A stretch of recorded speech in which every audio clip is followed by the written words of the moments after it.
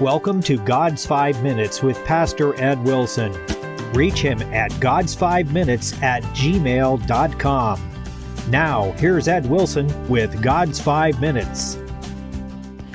Hello, friends. Judges 2 reads in part, "And an angel of the Lord came and said, I made you to go up out of Egypt, and have brought you unto the land which I swear unto your fathers. And I said, I will never break my covenant with you, and ye shall make no league with the inhabitants of this land. But ye have not obeyed my voice. Why have ye done this? Wherefore I also said, I will not drive them out from before you, but they shall be as thorns in your sides. When the angel of the Lord spake these words, the people wept, and they called the name of that place Bochim." The book of Judges begins a new era in the narrative of the Israelites, that of developing into a nation in their own country. An angel had appeared to Joshua at the beginning of their conquest of the land and giving his orders as captain of the host. Now he reappears to ask why his orders have not been followed and to announce that the era of guaranteed victory is ended. The question he asks to demonstrate the justice of his refusal to any longer support their conquering arms is the same asked so long ago of Eve in the garden, "What have you done?" These scriptures teach us God's benefits work against us by increasing our culpability when we are guilty of abusing them. It's the same with us. We're accountable for the advantages we enjoy in life.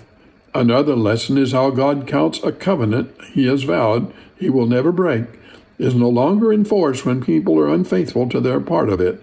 The Israelite going into battle with a pagan foe needed the strong assurance that there was a divine providence sheltering him.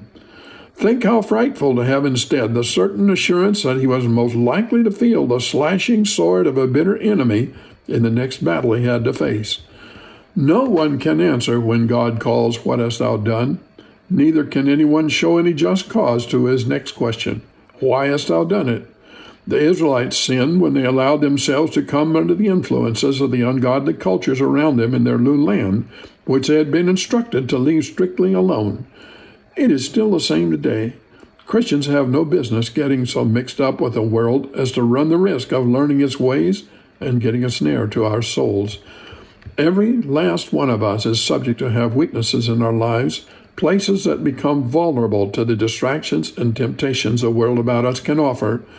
We need to keep the doorways of our hearts with jealous care. Leave it unguarded but a moment, and evil thoughts will try to crowd through the opening. None of us can afford to decide we have defeated all possibility of being lured into ways displeasing to God and relax our spiritual vigilance. To do so is to lose power with Him.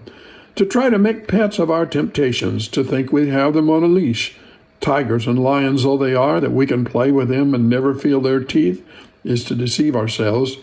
If we treat our temptations so, then keep them we shall indeed, but control them we cannot, and sooner or later the tiger's fierceness must leave terrible scars on our lives. They will master us if we do not thrust them out of our lives and never take them back. No wonder the place was named Bochim, which means weepers, when it was a terrible spot where the stern words of the angel rang out. So the angel's words reflect to Israel had its effect, as it was meant to do, and at Bochim they offered new sacrifices to God. Perhaps their continued obedience might have won them again his clemency and support in the day of battle, for he is ready to renew the covenant with those who will turn to him, even if that turning is late in life, even if it is after repeated failures. But alas, the Israelites did not long persist in changing their backsliding ways, and all that had been prophesied befell them. Many a person has wept over a sin once and then returned when the passion of conviction subsides to take it up again. How foolish! God has set before us victory over our soul's enemies and the prospect of eternal life. It is up to us to use the advantages God has given us in life wisely and not fritter them away. May it be so with you and I, brother. And have you talked to him today? You have been listening to God's 5 Minutes with Pastor Ed Wilson. Reach him by email at godsfive minutes@gmail.com. Tune in next time to hear more encouraging thoughts from God's Word on God's 5 Minutes with Pastor Ed Wilson.